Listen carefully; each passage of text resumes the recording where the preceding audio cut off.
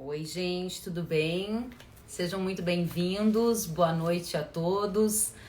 Este tema de hoje foi o segundo mais votado, com mais de 80% das pessoas escolhendo falar de mercado de carnes e mercado de leite. E a gente vai estar hoje com um timaço de peso para tratar justamente das tendências do mercado de carnes e tendências do mercado de leite. Pecuária de corte, pecuária de leite, com 3 especialistas do mercado brasileiro de grande destaque. Estaremos com Walter Galan, com Leandro Bovo e com o Fernando Iglesias. Walter da Milk Point, Leandro da Radar e Fernando da Safras e Mercado. Eu já tomei nota de várias das perguntas que vocês enviaram e vou pedir, claro, que vocês continuem enviando perguntas, dúvidas, para que a gente possa fazer dessa live ela muito mais interessante, né? Vou colocar aqui o tema da live e já vamos começar em instantes, tá bom? Só para quem chegar aqui na sequência, mercado de carnes e leite, tendências e cenários. Vamos lá, enquanto isto, já vou chamar os nossos convidados. Show, vamos lá? Tô vendo aqui gente de todos os lugares. Sérgio de Ribeirão Pires, boa noite, Sérgio. Sejam bem-vindos todos. Vamos chamar os nossos convidados para começar pontualmente, como a gente sempre faz. Já vejo o Leandro Bovo aqui, já vejo o Fernando Iglesias e também já vou chamar aqui o Walter. Um minutinho para que todos sejam chamados no mesmo momento e a gente consiga começar com sucesso a nossa live. Um minutinho, por favor. Vamos lá. E o Walter Galan também está aqui. Enviadas as... Vamos ver se eles recebem e a gente pode começar já já. Tiago de Montes Claros de Goiás, seja bem-vindo, Tiago. Olha que fantástico, todos já entrando. Fernando Iglesias, Bovo, sejam bem-vindos. E agora o Walter Galan, agora sim, está completo esse time. Vou começar aqui pelo Fernando Iglesias. Boa noite, como você está? Tudo bem contigo? Boa noite a todos. É um prazer participar aqui hoje. Boa noite, Leandro. Boa noite, Walter. Muito obrigada pela presença, Iglesias. Leandro Bovo, como você está? Seja muito bem-vindo. Boa noite.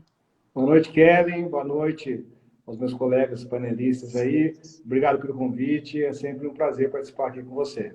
Eu que agradeço. Muito obrigada pela oportunidade. Walter Galan, seja muito bem-vindo. Boa noite para você. Tudo bom, Kellen? Como vai? Boa noite, pessoal. Aos companheiros aí, boa noite a todos que assistem. Estamos por aqui. Estou muito satisfeita em vê-los aqui juntos. A gente sabe da importância do trabalho de cada um de vocês.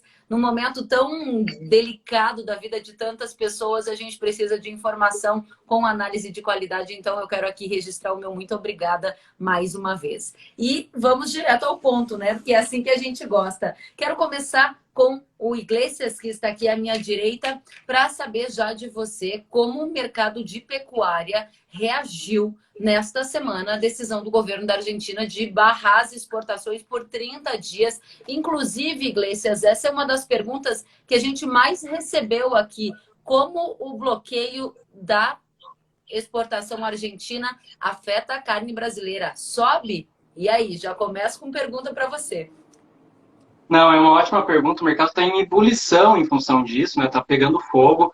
Foi uma notícia assim que pegou todo mundo de surpresa, porque é uma decisão extremamente severa, né? Suspender por 30 dias.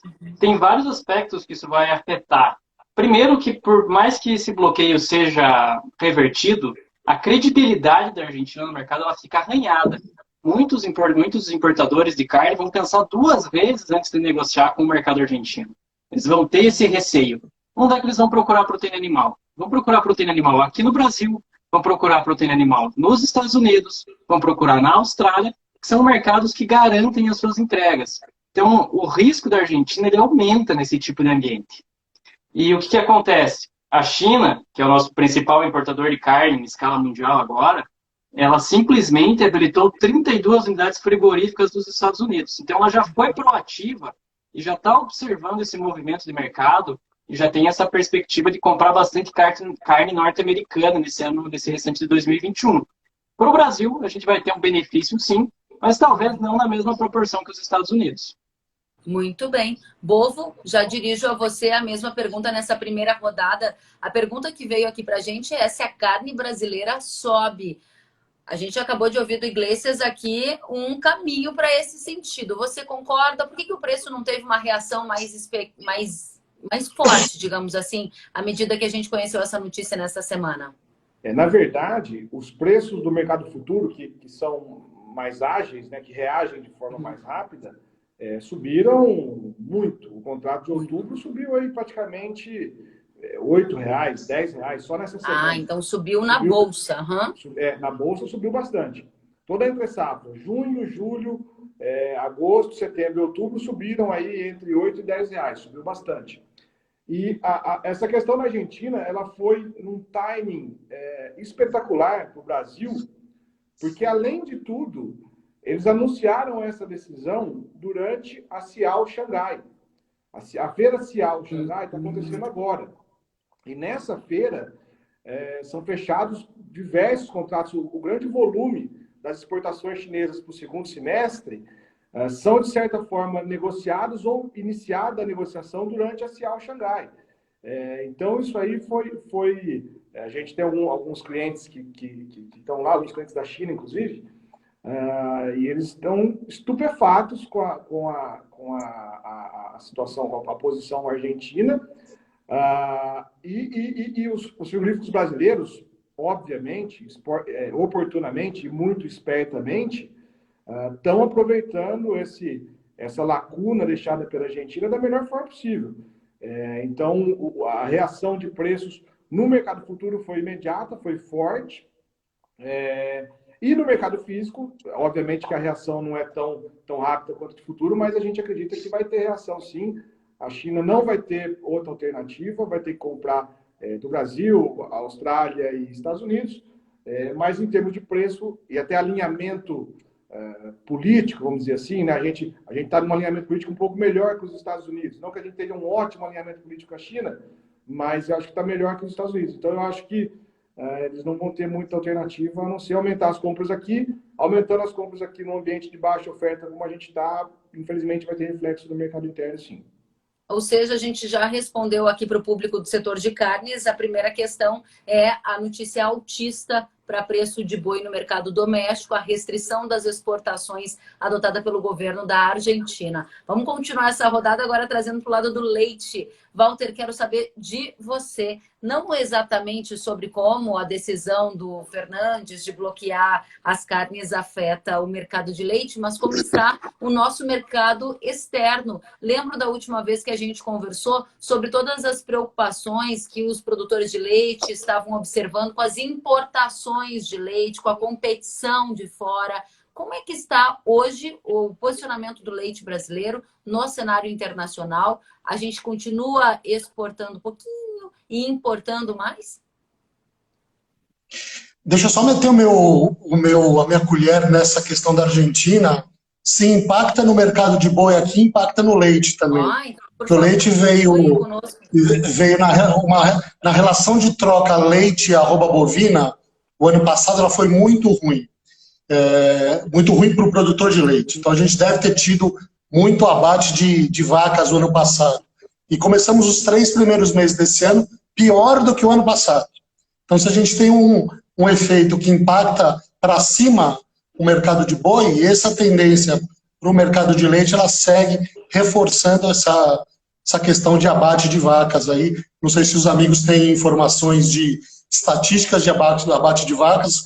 A gente vê aí os números do IBGE, o número de vacas ordenhadas caindo bastante nos últimos anos, também em função disso, e no último ano, 2020, bem fortemente. Muito importante. Falando de importações e exportações... Agradeço por você ter esse ponto, porque, de fato, eles são bastante correlacionados, e a gente até leu em alguns estudos recentemente divulgados essa situação de produtores desestimulados com leite, abatendo as vacas, aproveitando o bom momento do mercado de carnes. Por favor, prossiga.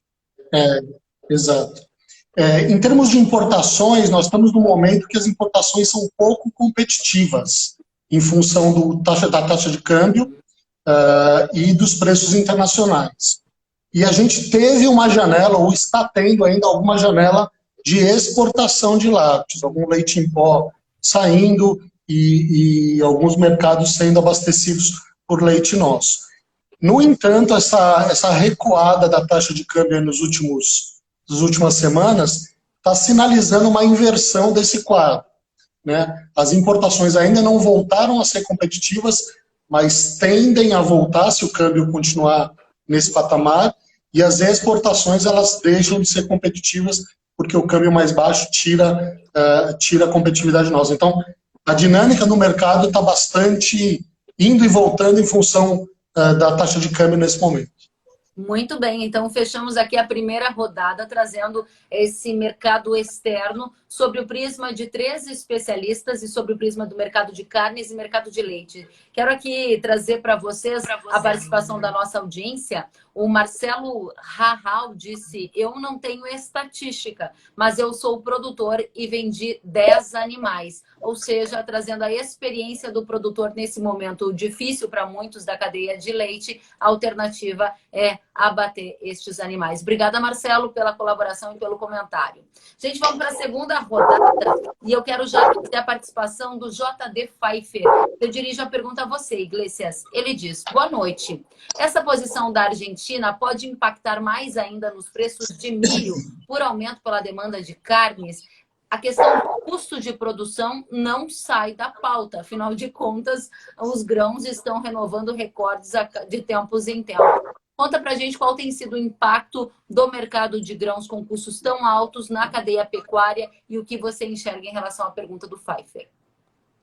Bom, respondendo à pergunta diretamente, essa questão da Argentina ela não vai trazer tanto impacto assim, até porque a questão do milho, ela vai ser aqui no mercado doméstico, ela se resolve com a entrada da safrinha. Lógico, a safrinha está quebrando, tem todos os problemas, mas a partir de agosto e setembro a gente vai ter alguma disponibilidade de milho sim no mercado doméstico, e isso vai dar uma aliviada na nossa estrutura de custos.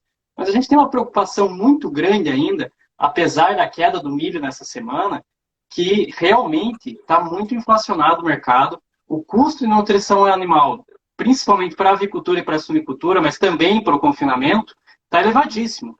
Então, nesse aspecto, a gente vê uma mudança de decisão. O primeiro giro de confinamento está com um desenho mais tímido nesse ano, está com uma queda, até porque o custo do mercado de reposição está muito perto do teto histórico, do topo, e isso está afetando essa decisão do confinamento, principalmente desse primeiro giro. Então, a gente vai iniciar a entre-safra do boi gordo, possivelmente com um forte ritmo de exportação, com uma oferta tímida. Somado a isso, a gente vai ter também essa estrutura de demanda doméstica melhorando em função do avanço da vacinação, etc. Então, toda essa combinação de fatores remete a uma alta muito consistente dos preços. Então, esse movimento do mercado futuro também traduz essa expectativa do mercado de exatamente experimentar aí movimentos de alta mais agressivos no segundo semestre. Então, é bem possível que os preços do boi gordo renovem todas as suas máximas históricas aí ao longo do segundo semestre.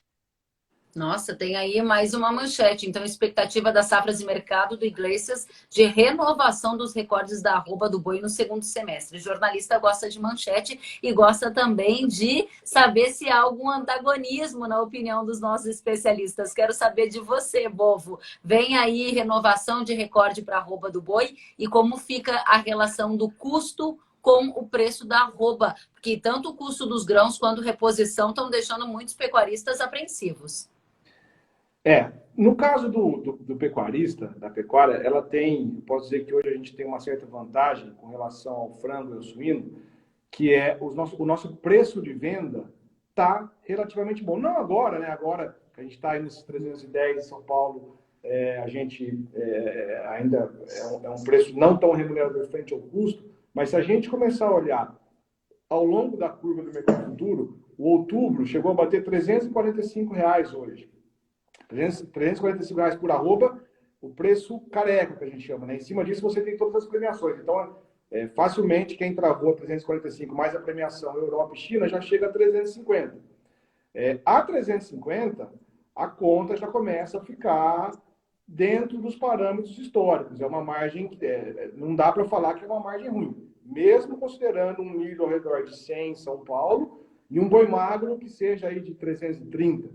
Então, no caso da pecuária especificamente, realmente a gente tem esse primeiro giro já foi impactado, porque ele não foi estimulado em nenhum momento, né? Seja via custo de alimentação, ou seja via boi magro, ou seja via preço de mercado futuro, então ele não foi muito estimulado. Porém, no segundo giro, começa a ser bem estimulado. A conta para o segundo giro fecha, não dá para falar que não fecha. Então, se esse estímulo vai se traduzir em maior oferta, talvez a gente não consiga dizer agora, mas eu acho que um dos componentes da alta do mercado futuro é justamente estimular a produção para o segundo semestre, que está indo caminhando para ser uma baixa produção e, obviamente, faltar produto. Quem tem interesse em estimular esse confinamento, seja o frigorífico, enfim, e está puxando esse mercado futuro, está fazendo com que a conta do confinador tenha uma luzinha verde aí no fim do túnel, né? Então, a situação da pecuária, comparada com a do suíno e frango, ainda é relativamente confortável, mesmo frente a esses preços dos insumos que a gente tem hoje.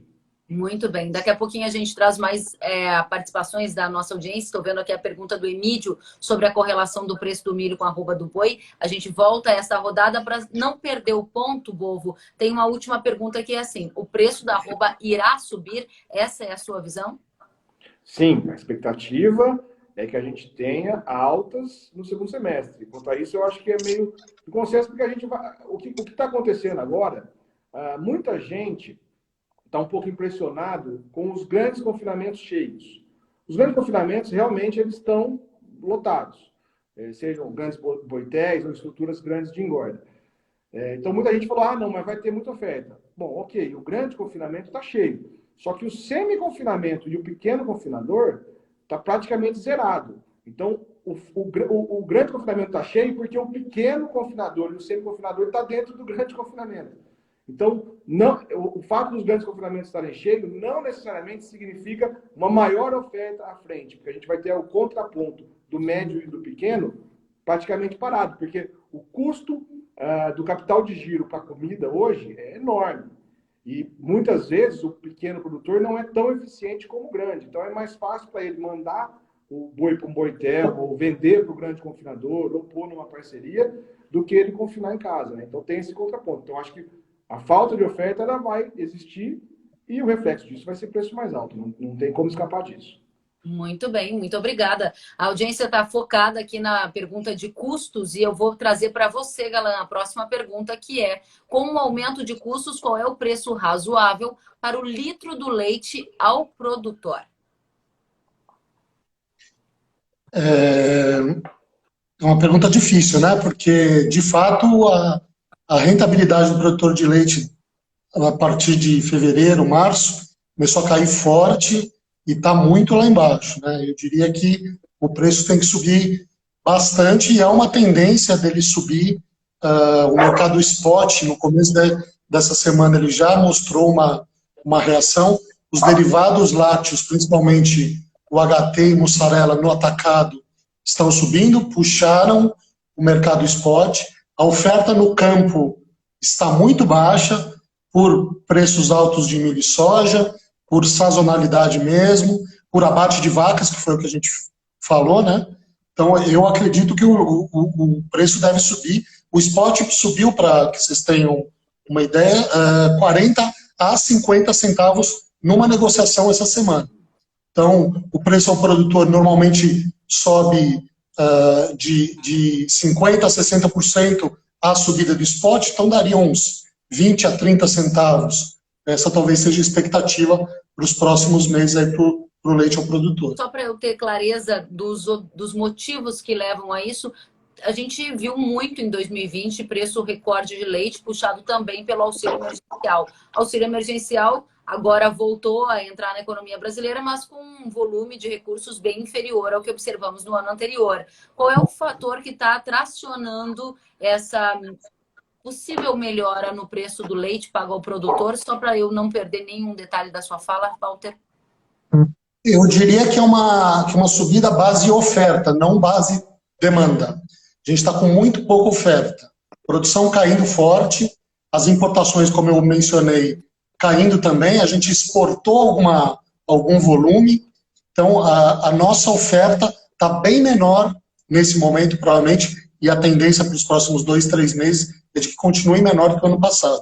Então, digamos, a subida desse ano é mais base oferta do que propriamente base demanda. Muito obrigada, Walter, pelos esclarecimentos. Quero dizer que o Rogério Inoue está ao vivo conosco, direto de Luiz Eduardo Magalhães, está dizendo parabéns pela live. Muito obrigada, Rogério, pela participação. O Henrique Agrocomercial faz uma provocação e eu vou colocar essa provocação para você comentar, hein, Iglesias? Ele diz: boi a 400 a arroba, soja a 230 a saca e milho a R$150 a saca, mês de junho e julho. O Walter já disse, nossa, o Bovo deu uma risadinha e o Iglesias está quieto. Iglesias, o que você acha do que o Henrique está dizendo? Faltou falar, desculpa, faltou falar o leite a R$4. Vamos ver, quero saber o que vocês acham aqui da provocação do Henrique. Iglesias, qual é a sua opinião? Não, esses preços estão muito acima da realidade de mercado, né? Para chegar a esse patamar de preços, teria uma pressão inflacionária enorme aqui no mercado brasileiro, enfim, teria uma série de transtornos. Então, por enquanto, assim, é complicado a gente avaliar uma arroba a R$400, por exemplo. Parece um preço, assim, bem deslocado realmente. Mas, de qualquer maneira, a gente tem uma tendência de alta. A gente pode pegar aí R$350, R$360 por arroba. Enfim, são preços espetaculares, enfim, nesse caso, né? Mas 400 está bem distante ainda. Ok, alguém mais quer comentar? Bovo, Walter? Eu acho que assim, 400, o número redondo e tal, né? Acho que nesses patamares de preço, realmente, que se você converter esse preço em dólar, e a gente tem que lembrar que a gente está com o dólar apresentando uma certa tendênciazinha de queda, né? Acho que ele já testou para cima, já achou meio que o teto dele, agora vai tentar testar para baixo. Então, se a gente colocar esses preços em dólar, que é a paridade, né, a paridade da nossa exportação, o nosso produto fica extremamente caro, inclusive para o mercado internacional, né? Então, aí nesses preços, além de você destruir a demanda do mercado interno, você vai também estar destruindo a demanda no mercado externo. E aí a gente não consegue escoar, né? Então, eu acho que esses preços realmente acabam ficando um pouco inviáveis. Legal. Walter, você gostaria de comentar?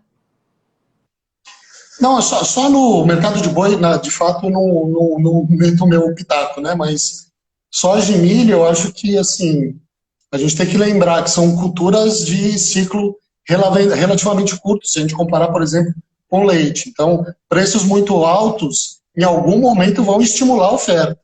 E isso, de certa forma, tende a voltar. Eu não sei quando isso vai acontecer, aparentemente esse ano não, talvez ano que vem, mas é um ponto de atenção aí, tanto para leite quanto para cortes, suínos e aves, né? Muito bem. Vamos aos comentários da audiência. O Luciano Moraes disse: quem está mandando no preço é São Pedro. Se chover, pode aumentar a oferta de pasto. Milho no Paraná já perdeu mais de 50%, diz ele. Obrigada, Luciano. A Lilian Fontes diz: nunca se exigiu tanto que o produtor voltasse o olhar para a eficiência do lado de dentro da porteira. Produtor que não gerenciar a sua atividade como uma empresa rural estará fora do mercado. E muito mais perguntas e comentários chegando. Também temos aqui a Elizabeth Nardino dizendo que a live está muito bacana, parabenizando a todos nós. Ela está em Maripá, no Paraná. Vamos a mais uma pergunta da audiência e eu começo com você essa rodada aqui, um minutinho. O pessoal está perguntando sobre preço de reposição. A pergunta é a seguinte: qual é a previsão para a arroba e a reposição para o segundo semestre de 2021? Iglesias. Bom, os preços de reposição eles vão permanecer elevados aí o resto do ano inteiro. A gente está num momento de retenção de fêmeas, até porque o preço é muito atraente, mas como a pecuária é uma atividade de ciclo longo, então, de qualquer maneira, a gente vai ver preços ainda bastante acentuados para o bezerro, para o boi magro. Provavelmente a gente pode ver um bezerro aí batendo R$ 3.400 em São Paulo. A arroba do boi gordo, como eu já falei, pode pegar aqueles 350, 360 durante o segundo semestre. Isso, lógico, mantendo essas nossas condições de demanda, principalmente. Qualquer tipo de problema, por exemplo, não vai acontecer, né? Lógico, não vai acontecer de maneira alguma. Mas vamos supor se a China fecha o Brasil, por exemplo, fecha exportações brasileiras. Pô, já teria uma mudança muito grande da dinâmica de mercado e daí teríamos que repensar esses números. Mas como a gente está vendo assim uma situação de a oferta não vai ter como ter muitos avanços aí em 2021, a demanda também está sinalizando promissora para o segundo semestre. Então, efetivamente, vamos trabalhar aí com esse número de 350, 360, talvez um pouco mais se a gente tiver um fluxo de embarques realmente muito positivo aí no segundo semestre. E é a sua previsão? Qual é a previsão de fluxo de embarque no segundo semestre? Olha, a gente vai manter aí um padrão aproximado de exportação de carne bovina. A gente provavelmente vai bater um recorde novamente, deve bater 2 milhões de toneladas em equivalente de carcaça aí para o ano de 2021. É um bom número. Lógico, a gente tem que ficar atento a essa movimentação do mercado chinês. Os preços na suinocultura dentro da China mesmo estão caindo agressivamente nesse momento. Notícias de recomposição vêm de toda parte. Mas a expectativa que a gente tem é que a China se mantenha no mercado comprando ótimos volumes de carne. Então, o ritmo de exportação realmente vai ser bem forte nesse ano de 2021 ainda. Muito obrigada, Iglesias. Bovo, gostaria de saber a sua posição sobre preços da arroba e reposição para o segundo semestre, a relação do boi gordo, bezerro e esse desenho macro, né? Afinal de contas, a gente está olhando para a exportação, a gente está olhando para essa relação e para o ciclo pecuário, né? Conta para a gente, o que vem por aí? O mercado é aquela velho ditado, né? O maior remédio para os preços altos são preços altos, né? Então, como a gente tem preços de bezerro, hoje o elo mais rentável da pecuária de corte é a cria, né? Sem sombra de dúvida. Então, todo mundo que tem condições de iniciar a cria ou se voltar para a cria está se lutando para isso. Está vendo a retenção de matrizes. Essa retenção de matrizes vai ter o seu reflexo na produção de bezerro no seu devido tempo. O ciclo pecuário é bastante longo, né? Então, a fêmea que está sendo retida esse ano ou ano passado, o reflexo disso na produção de bezerro vai ser o ano que vem e no outro. Então, no curto prazo, a gente ainda vai ter o preço de reposição bastante caro. Talvez a magnitude de elevação de subida do preço da reposição passe a ser um pouco menor do que o preço da arroba, o que também é natural, porque tira um pouco da corda do pescoço do recriador, do invernista, né, que teve a relação de troca, veio para as mínimas históricas, né, isso aí tem que ser corrigido, e vai ser corrigido ou com o preço de bezerro caindo, o que não é a expectativa do curto prazo, ou com a arroba subindo, ou um pouco dos dois, que eu acho que é provavelmente o que vai acontecer. Então, a reposição deve subir, mas talvez numa magnitude menor do que a arroba, o que melhora um pouquinho a relação de troca. Não vai ser isso que vai resolver o problema no curto prazo esse ano. A partir do ano que vem, a gente já pode esperar 2022, 2023 e assim por diante, uma safra de bezerros maior. E aí vai seguir o ciclo pecuário, vai seguir, a gente vai recompondo o nosso rebanho ao longo do tempo, né? Então, eu acho que no médio prazo é isso que deve acontecer. Bacana. Só para não perder a deixa que você nos deu e trazer a pergunta do Agostinho Palermo, o ciclo de alta do boi vai até quando? Olha, é muito difícil você cravar exatamente quando vai mudar, mas o ano que vem a gente já tem uma safra de bezerro um pouco maior. Então, a partir do ano que vem, talvez a gente já tenha a arroba oscilando junto com a inflação. Porque o que caracteriza a fase de alta do ciclo pecuário é a arroba subindo mais do que a inflação, né? A estabilidade, que talvez provavelmente é o que a gente vai entrar a partir do ano que vem, é ela oscilando ao redor da inflação. E a fase de baixa é quando a arroba oscila abaixo da inflação, né? Ela cai com relação ao preço inflacionário. Então, provavelmente, o ano que vem a gente já vai entrar num ambiente um pouco mais calmo, e isso vai ser dado pela melhor oferta de bezerro, que com certeza a gente vai ter a partir do ano que vem. Muito bem. Galan, eu já vou com você, só preciso saber se o Iglesias concorda sobre o ciclo de alta do boi, que foi a pergunta do Palermo, há pouco agora comentada pelo Bovo. Não, eu concordo com a opinião do meu colega, do Leandro. Realmente, ano que vem a gente deve ver um pouquinho um avanço dessa oferta. E tem um outro pormenor também. Se a recomposição do plantel dos suínos na China está nessa velocidade que eles estão dizendo, então é muito provável que em 2022 ela não precise importar tanta carne quanto ela está comprando nesse ano, quanto ela comprou no ano passado. Então, se a China reduzir o ritmo de compras, se a exportação brasileira cair, é um outro elemento para a gente considerar nessa conta que pode melhorar, pode reduzir esse preço da arroba dar uma acomodada no mercado.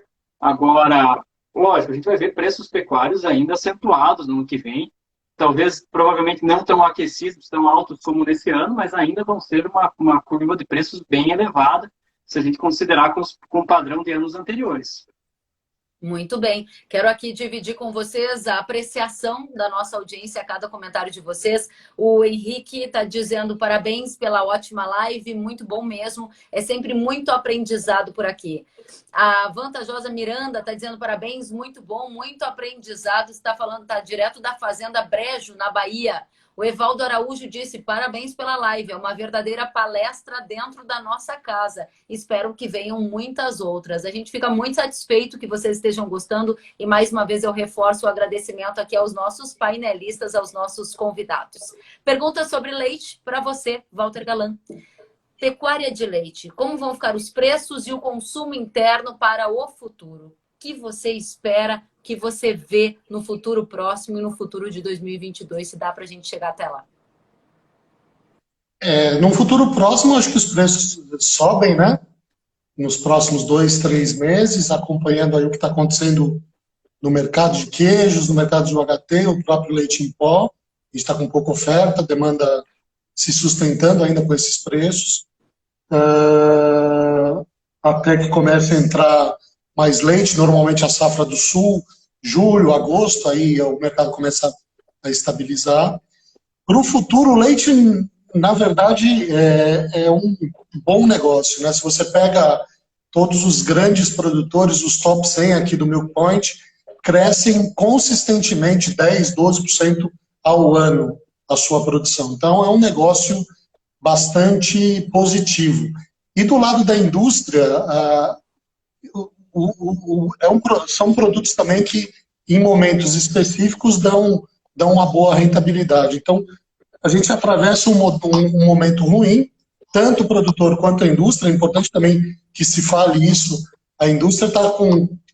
Os 3 primeiros meses desse ano foram de margens muito ruins, principalmente o HT e queijos, né? Está começando a se recuperar agora. Mas é uma cadeia que tem tudo para, no futuro, voltar a crescer, voltar a dar lucro, tanto o produtor quanto a indústria, e se recuperar, eu acho. E a gente tem visto, nessas últimas semanas, muitas instituições financeiras revisando para cima a expectativa de crescimento do PIB em 2021. Não faltam empresas aqui para a gente nomear que já vem um PIB do Brasil em 4%, pelo menos em 2021. Qual é o efeito prático que isso tem na alta do consumo de lácteos, por exemplo? Você espera que haja um efeito mais rápido, imediato, ou é algo paulatino que vai ser visto só em 2022? Eu acho que pode ser visto ainda esse ano, né, com uma recuperação de economia. Na verdade, algumas categorias começaram esse ano ainda em crescimento, como, por exemplo, leite OHT e iogurtes. Iogurtes, as categorias com menor valor agregado. Então, a economia reage, o consumo de lácteo reage, para as grandes categorias, reage também muito rapidamente. E é importante que, de 2015 para cá, a gente teve queda no volume de vendas de grandes categorias, iogurtes, queijos, em função da crise. Então, quando a economia voltar a se recuperar de uma forma estruturada, esse volume volta de demanda também.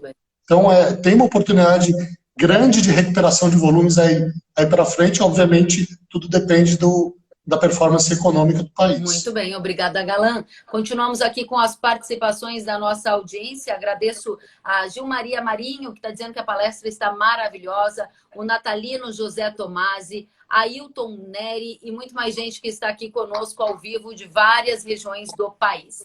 Pergunta para você, Iglesias, é um comentário feito pelo Fer Escobar. Ele está dizendo assim: o Biden anunciou redução na produção de carne dos Estados Unidos. De que modo essa medida pode impactar o Brasil? Eu confesso que eu não tive acesso a essa informação. Vocês acompanharam? Bovo, Iglesias, conta para a gente, comenta, por favor, o que o Escobar está dizendo aqui para nós. Olha, essa notícia de redução de produção de carne nos Estados Unidos, ela realmente não chegou no radar aqui para a gente também. Para vocês terem ideia, os Estados Unidos muita carne bovina nesse ano de 2000 na China, inclusive. A exportação de carne bovina dos norte-americana ela subiu quase 800% nesse ano, então está avançando muito rápido. E agora, com essas 32 unidades frigoríficas que foram recentemente habilitadas, a expectativa que a gente tem em relação ao mercado norte-americano é que ele siga exportando muito forte. Então, eu não vejo assim, o mercado norte-americano com tantos problemas em relação à produção de carnes, por exemplo. Tanto que o mercado doméstico norte-americano está avançando de uma maneira extremamente consistente, extremamente agressiva em 2021, e também tem uma expectativa de crescimento da própria demanda norte-americana. Então, lá, eu não vejo assim, tantas dificuldades em relação a isso. Muito bem. Bovo, você acompanhou alguma questão nesse sentido, a pergunta do Escobar? Não, assim, uma notícia específica com relação a isso eu não acompanhei. Eu acho até uma notícia desse tipo assim teria impacto, inclusive até nas ações dos frigoríficos, né? JBS, Marfrig, que tem operações importantes nos Estados Unidos. Realmente não acompanhei. O que eu acho que pode ser é que o Biden, com essa política mais ambientalista, vamos dizer assim, talvez tente trabalhar no sentido de desestimular a produção de carne americana. Não sei se foi essa o intuito da pergunta. Mas eu realmente não ouvi assim, uma notícia específica em relação a isso, eu desconheço. Perfeito. Vamos para a próxima rodada. O Renato Minohara diz: com a questão de aulas online para o ensino infantil, há um efeito negativo no consumo do leite fluido, como é observado nos períodos de férias escolares. Esse é um bom ponto, né? A retomada da presença das crianças nas escolas é também um fator que você está considerando num possível cenário de preço pago ao produtor de leite, Galan? Na verdade, o que a gente tem de informação, até da Nielsen, que é um instituto de pesquisa que monitora consumo, no início desse ano, o consumo de leite UHT, volume, né, de consumo, crescendo 2,6% em relação ao início do ano passado. Então, a gente não tem, pelo menos esses dados não mostram isso. Mostram até o contrário, mostram um leve crescimento. Isso é janeiro e fevereiro. Em relação a janeiro e fevereiro do ano passado, que a atenção é um período pré-pandemia.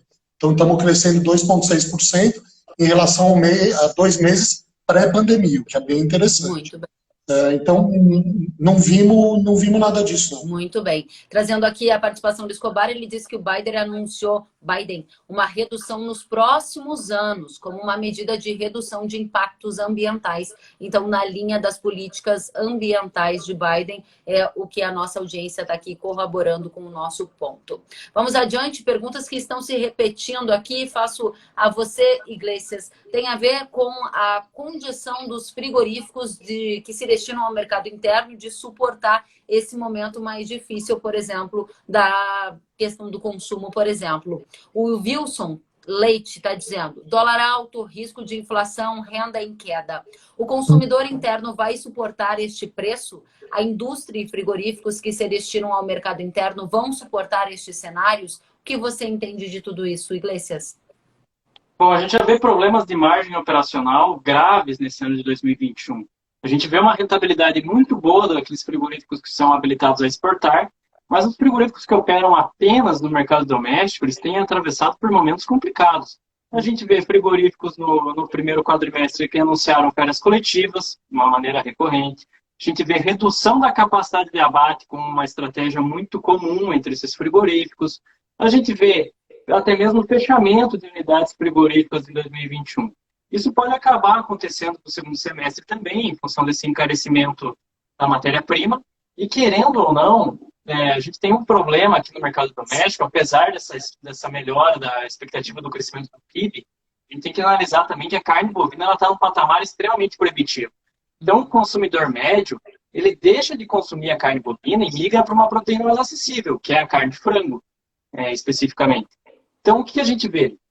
A gente vê essa tendência no restante de 2021, uma dificuldade do consumidor em absorver novos reajustes da carne bovina, simplesmente por conta dessa descapitalização, dessa lenta recuperação da atividade econômica. Então, isso tem um impacto na indústria da carne, no frigorífico em geral, que ele não consegue repassar essa elevação da matéria-prima no preço de venda dele. Então, a gente vai ver dificuldades operacionais no segundo semestre também.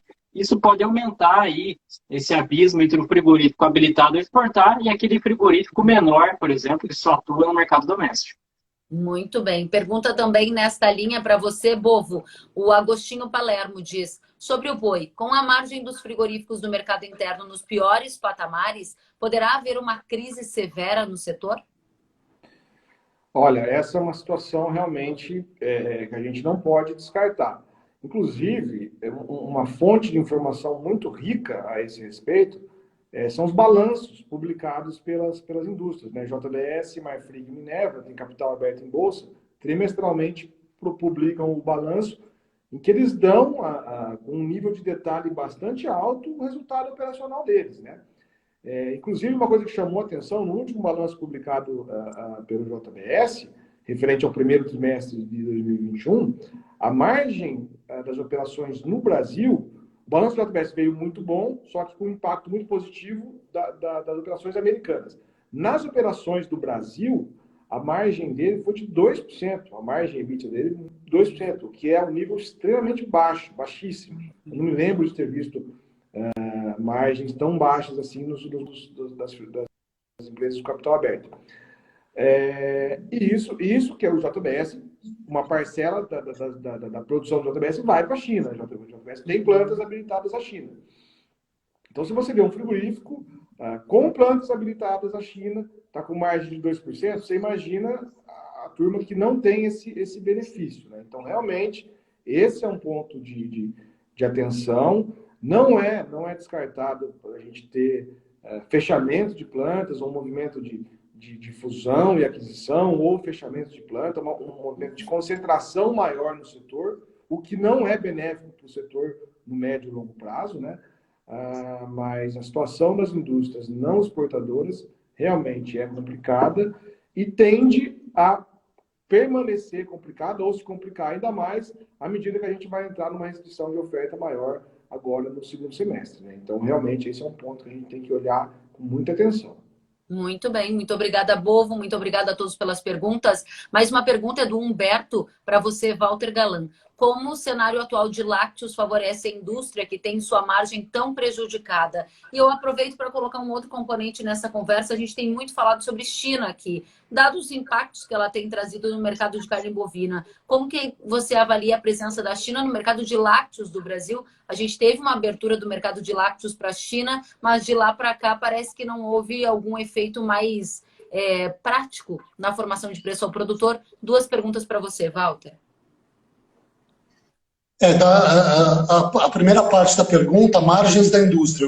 Eu falei e eu repito, aí, a margem vem muito ruim, desde o final do ano passado até março, até abril, de fato.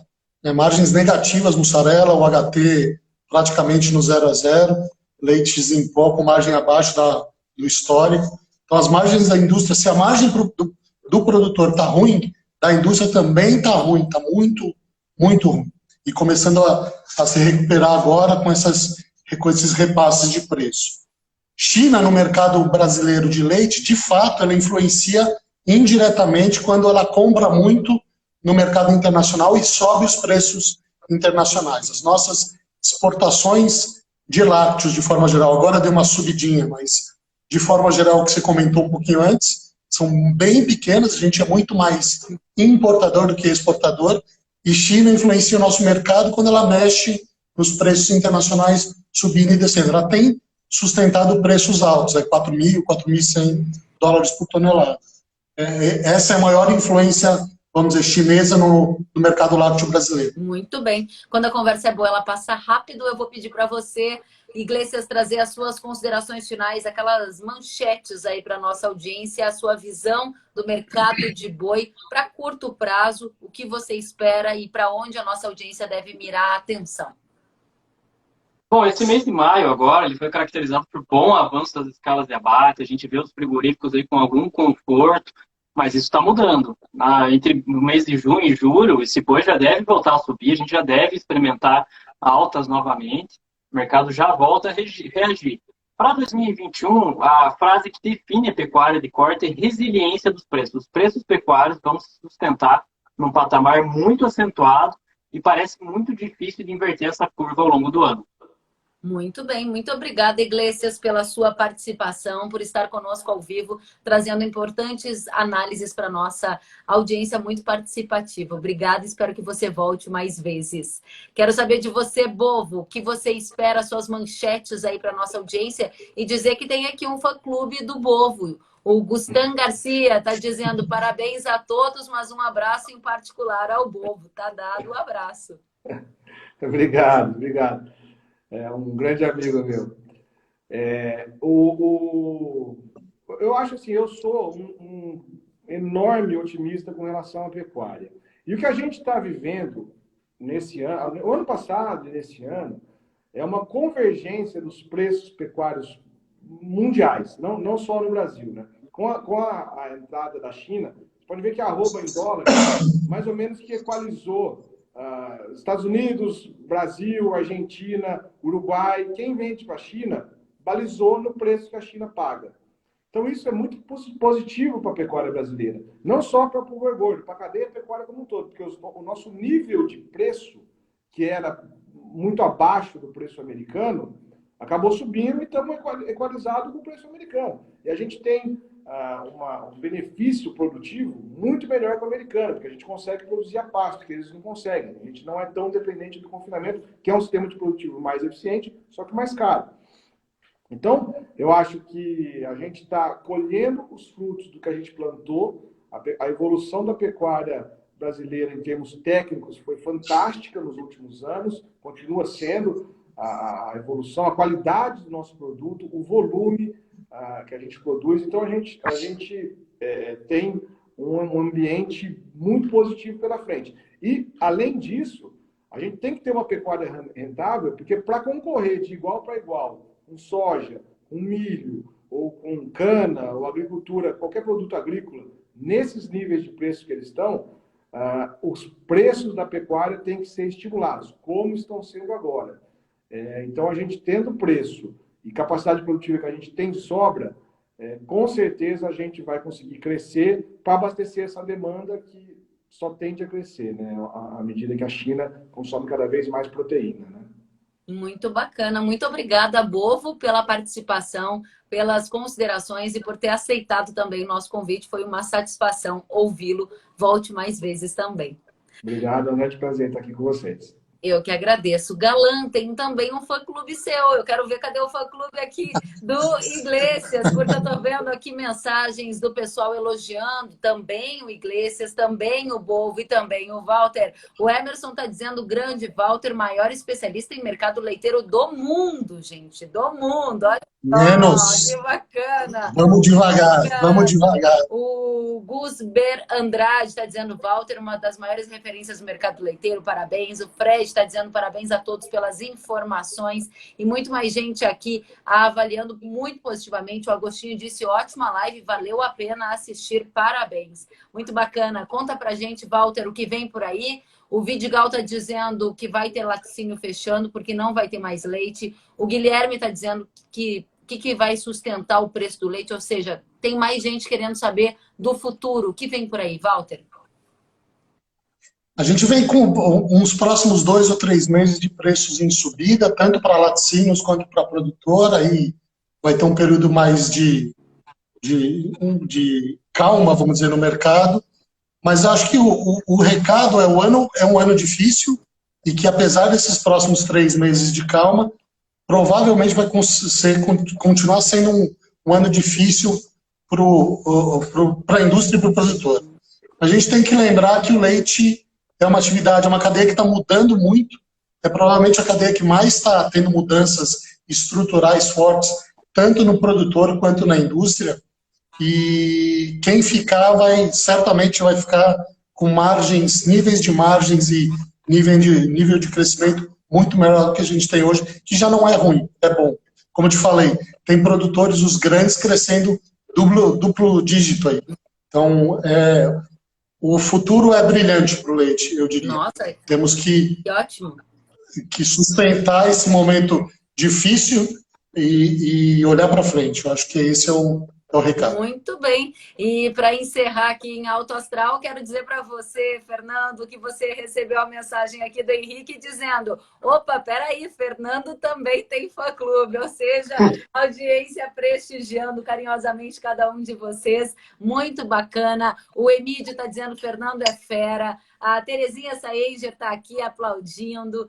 A Cassiano está dizendo parabéns, ótima live, muito esclarecedora e assim por diante. Gente, de verdade, muito obrigada pelo tempo, pela oportunidade de aprender com vocês. A audiência participou demais porque gostou, se engajou e com certeza muito mais gente vai ouvir esse conteúdo nas plataformas de podcast. Ainda hoje já vai estar disponível também no YouTube, no Facebook, no Instagram e em todos os canais de distribuição, também pelo WhatsApp, para essa mensagem chegar ainda mais longe. Se cuidem, fiquem bem, contem comigo e até uma próxima. Obrigada por hoje. Boa noite, Obrigado, Tchau, gente. obrigado. Grande abraço. Tchau, Tchau, gente. obrigado. Fiquem bem. Até a próxima. Tchau, tchau.